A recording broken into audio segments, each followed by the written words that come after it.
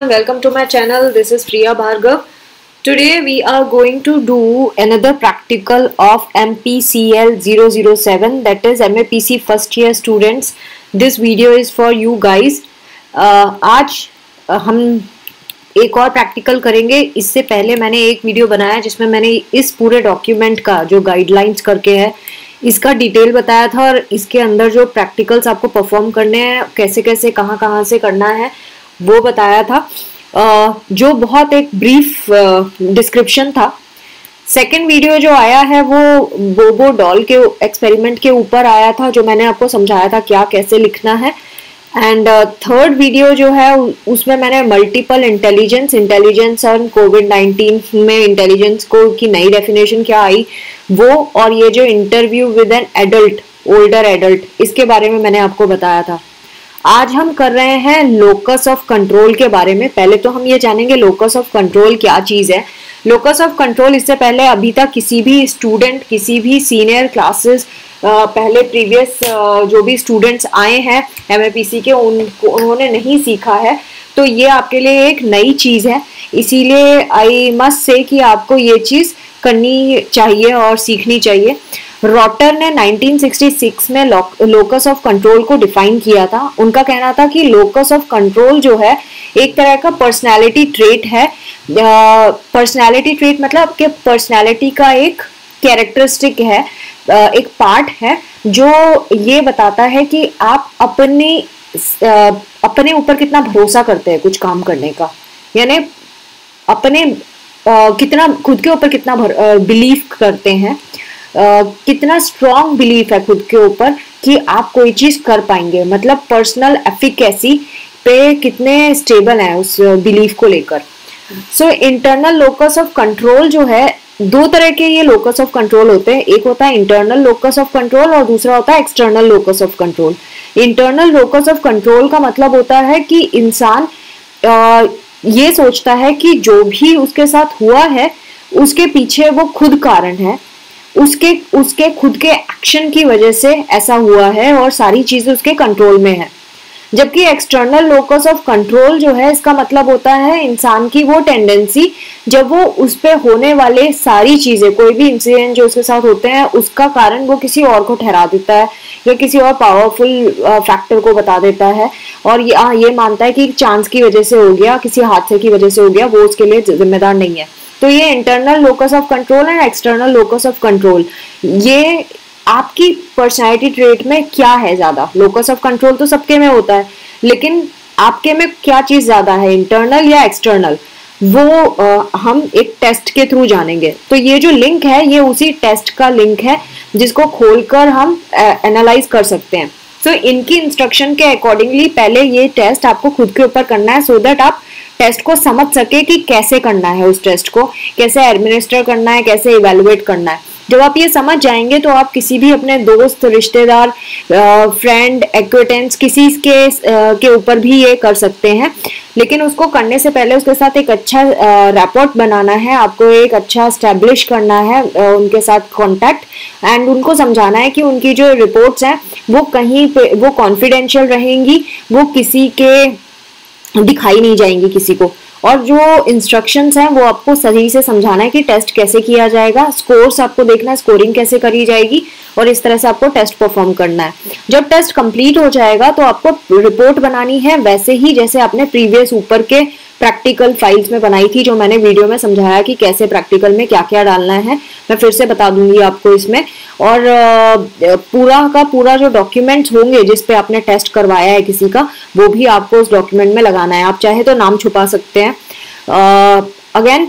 और ये सारी चीजें आपको वैसे ही करना है जैसा फॉर्मेट प्रैक्टिकल की बुकलेट में दिया है. जब हम इस लिंक को क्लिक करेंगे तो लिंक इस तरह से खुलेगा. अब इसमें इन्होंने बताया कि जूलियन रॉटर जो है उन्होंने 1966 में ये डिवाइस किया था locus of control personality test को, और उसके बाद फिर इसको आगे टेरी पेटिजॉन जो ऑथर हैं साइकोलॉजी कनेक्टेक्स्ट, उसके उन्होंने फिर से इस टेस्ट को डेवलप किया रॉटर के ओरिजिनल आइडिया को लेकर, और ये ट्रू फॉल्स में ये क्वेश्चनर तैयार किया है। आपको समझ में आ ही रहा होगा, ये स्टेटमेंट है और इसमें से आपको ट्रू या फॉल्स दोनों में से एक को चूज करना है। जैसे I usually get what I want in life, आप यानी कि आपको हमें ज्यादातर वो चीज मिल जाती है जो आप जिंदगी में चाहते हैं। अगर ये सही है तो ट्रू पे लगाएं, अगर गलत है तो फॉल्स पे लगाएं। अगेन नेक्स्ट क्वेश्चन में पूछ रहे हैं I need to be kept informed about news events, और मुझे जरूरत होती है कि मुझे न्यूज इवेंट्स जो भी हो रहे हैं वो उसके बारे में मुझे इंफॉर्मेशन रखनी होती है। तो ये सही है कि नहीं है, फर्स्ट और सेकंड, यानी आप चाहते हो कि आपको अपडेटेड इंफॉर्मेशन दे दी जाए। I never know, third point है I never know where I stand with other people, मुझे कभी नहीं पता चलता कि मैं लोगों के बीच में कहाँ स्टैंड करती हूँ। तो ये ट्रू है कि फॉल्स है, इस पे आपको अपने हिसाब से लगाना। तो ऐसे सारे क्वेश्चन है, बहुत सिंपल सिंपल स्टेटमेंट में है। आपको अगर नहीं इसकी इंग्लिश समझ आती तो आप गूगल, जब आप व्हाट्सएप पे चैट करते हैं या गूगल पे इसका हिंदी ट्रांसलेशन करके देख सकते हैं, तो आपको समझ आ जाएगा। अगेन ये 20 क्वेश्चन है, इसमें ट्रू फॉल्स जब आपने लगा दिए तो देखिए यहाँ स्कोरिंग का बताया। स्कोरिंग में क्या है, अगर सेकंड नंबर क्वेश्चन का आंसर आपने फॉल्स लिखा है तो आपको 5 पॉइंट दे देना है, और अगर ट्रू लिखा है तो कोई पॉइंट नहीं देना है। अगर थर्ड क्वेश्चन का आंसर आपने फॉल्स लिखा है तो आपको उसमें 5 पॉइंट लगा देना है, अगर ट्रू लिखा है तो कुछ पॉइंट नहीं देना है। ऐसे करके आपको नंबरिंग करना है। ऐसे यहाँ पे इन्होंने बताया अगर फर्स्ट क्वेश्चन को आपने ट्रू लिखा है तो 5 नंबर दे दीजिए, अगर फॉल्स लिखा है तो 0 नंबर दे दीजिए वहां पे। तो जब आप सब में नंबरिंग कर देंगे तो उनको ऐड कर लेना, जो और आपने अगर आंसर नहीं दिया, किसी का ना ट्रू दिया ना फॉल्स, तो उसमें कोई नंबर नहीं देंगे।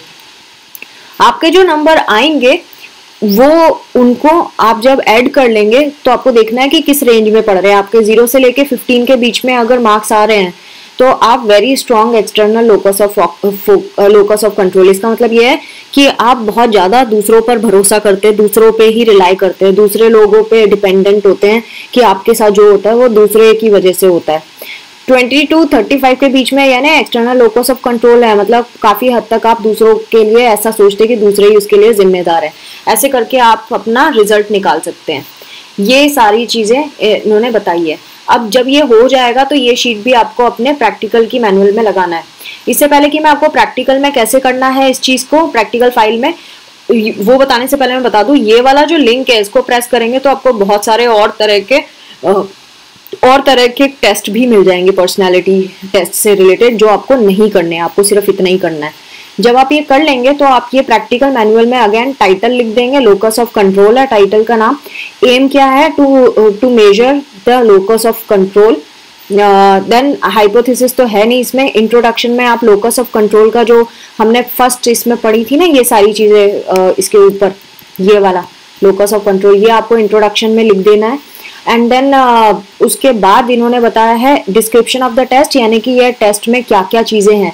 इस टेस्ट का जो आपने लिंक खोला था तो ये था ना टेस्ट, कि ये टेस्ट करेंगे तो आपको ये ऊपर का ये हेडिंग लिखना है और आपको ये बताना है it has got 20 questions which has true and false options. And फिर स्कोरिंग वगैरह भी आपको इसी में समझानी है। देखिए यहाँ पे सब कुछ होता है, इंट्रोडक्शन डिस्क्रिप्शन हो गया। मटेरियल क्या रिक्वायर्ड है, मटेरियल है locus of control, personality test questionnaire, ये आपको चाहिए। देन पेन पेंसिल चाहिए और बस दैट इज ऑल। फिर देन पार्टिसिपेंट की प्रोफाइल, किसके ऊपर आप कर रहे हैं, उसका नाम, एज, ऑक्यूपेशन, ये सब। देन प्रोसीजर है एडमिनिस्ट्रेशन में। प्रिपरेशन आपने क्या की, प्रिपरेशन आपने आंसर शीट तैयार की और आपने टेस्ट बुकलेट तैयार किया, इसी में ही लिखा हुआ है, आप देखिए कॉमा करके। तो इनमें से जो भी चीजें आपने ली हैं वो सब डाल देना। रिपोर्ट में आपको यही जो यहाँ पे लिखा है कि आपने रिपोर्ट बनाया जिसके ऊपर आपने टेस्ट किया है। फिर इंस्ट्रक्शंस, आपने इंस्ट्रक्शंस दिए, इंस्ट्रक्शन में आपने क्या बोला उसको कि आपको समझदारी से सोच समझ कर जवाब देना है। इसमें ट्रू फॉल्स और कोई भी सही या गलत क्वेश्चन आंसर नहीं है। ये सब प्रिकॉशंस क्या लेना है कि आपको उसको डराना नहीं है, सही कंफर्टेबल जगह पे बिठाना है। और जब टेस्ट एडमिनिस्टर करेंगे तो पूरा टेस्ट के बारे में उसको बताना है कि हम इसलिए टेस्ट कर रहे हैं। देन इंट्रोस्पेक्टिव रिपोर्ट बनानी है कि वो पेशेंट को कैसा फील हुआ टेस्ट देने से पहले और टेस्ट देने के बाद वो कैसा महसूस करता है। देन स्कोरिंग एंड इंटरप्रिटेशन में, इसमें जो टेस्ट में स्कोरिंग का था ना, ये वाला स्केल आपको लिख के बताना है। एंड देन इंटरप्रिटेशन में क्या आ जाएगा कि आपका स्कोर क्या आया वो भी आपको बताना पड़ेगा, और ये भी बताना पड़ेगा कि फिर आप किस लेवल पे लाई करते हैं, जो भी आपका स्कोर आया इस रेंज में रिजल्ट से वो बताना है। एंड देन रेफरेंसेस आपने कहाँ से लिए वो लिंक बता देना आप, और बस दैट इज ऑल। आपका ये प्रैक्टिकल ये भी खत्म। तो फ्रेंड्स बहुत इजी है, प्रैक्टिकल करते करते ही सीख जाते हैं, ऐसे चिंता की बात नहीं है। बहुत सारे स्टूडेंट मुझे मैसेज करके बोल रहे हैं हम बहुत परेशान है। परेशान क्या, आप ये परफॉर्म करेंगे तो आपको वही तो एग्जाम में करके आना है, सिंपली आप करो और आपकी प्रैक्टिस डन है। बस आप थोड़े से सेंटेंसेस लर्न करके रखो किसमें क्या चीज था, वो तो एक दो बार पढ़ने से तैयार हो ही जाता है। तो फ्रेंड्स आई होप आपको ये वाला प्रैक्टिकल भी समझ आ गया होगा लोकस ऑफ कंट्रोल का। एंड आई एम थैंकफुल कि मैं आपके लिए बहुत यूजफुल हूँ, और आपसे मुझे अच्छा लगता है आपसे बातचीत करना और आपकी हेल्प करना। Thanks for watching. सब्सक्राइब करना ना भूले, शेयर करना तो बिल्कुल भी ना भूले, ज़्यादा से ज़्यादा स्टूडेंट्स को सिखाइए, भेजिए। और इसी को बोलते हैं सेल्फ एफिकेसी, कि हम खुद भी सीखें और दूसरों को सिखाएं। तो सेल्फ एफिकेसी डेवलप करना चाहिए और लोगों को भी सिखाएं। तो thanks for watching, take care of yourself, bye bye.